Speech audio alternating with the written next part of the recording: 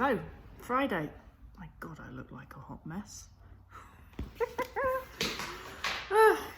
Don't mind me. All right, it's been a busy day, don't judge.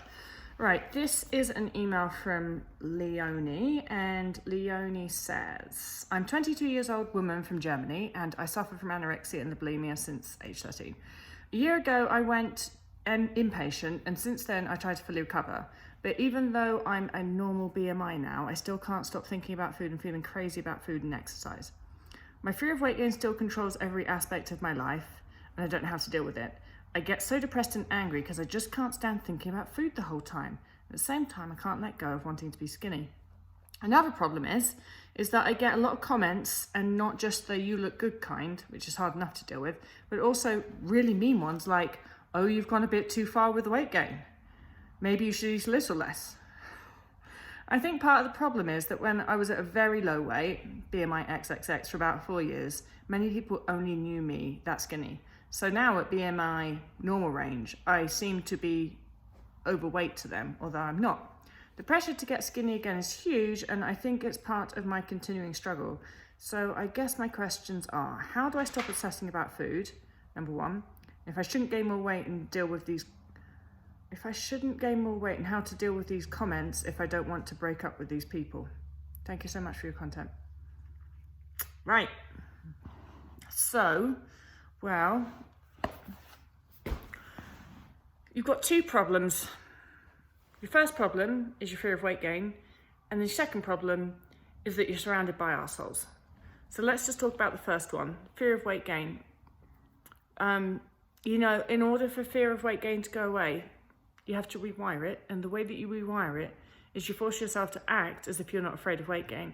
The reason that your hunger is still there, strong, extreme, whatever, is because you're probably still restricting food. You're restricting food because you're afraid of weight gain. And I know you're gonna say, but I've gained weight, but I'm in normal BMI. I don't give a crap about any of that shit. You're still restricting food, and you're doing it because you're afraid of gaining more weight. I get it. But the only way that this is going to work is if you surrender that and say, you know what, my body knows what it's doing. If my body decides it needs to gain more weight, then that's because it needs to gain more weight. Otherwise, you're just going to spend your entire life fighting your biology. And I know that you're tired of that. You wouldn't have written to me if you weren't. So you have to accept that you need to eat without restriction. And you also need to accept that that's very likely means you're going to gain more weight, and that's okay. That's not just okay, it's ideal, it's perfect. So that's the part that you can control. Arseholes you can't control, and you shouldn't even waste your time trying to control them. The kind of prat that would say to somebody, I think you need to eat less food, or haven't you gained too much weight now? Like, you say that you don't want to not be friends with these people. Why would you want to be friends with somebody that would say that kind of thing? That's so every type of wrong.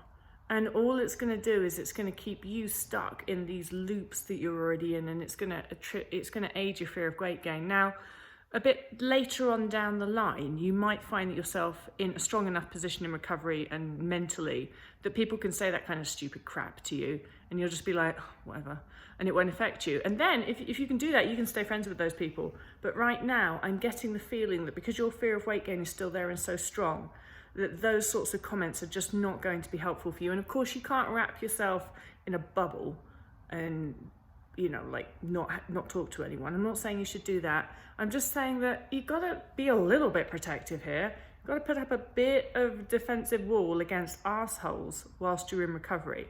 And then when you're feeling more recovered, getting towards full recovery, you can take the wall down a bit because you'll be in a better place to deal with the arseholes. But right now, you've got your own arsehole of an eating disorder and fear of weight gain to deal with.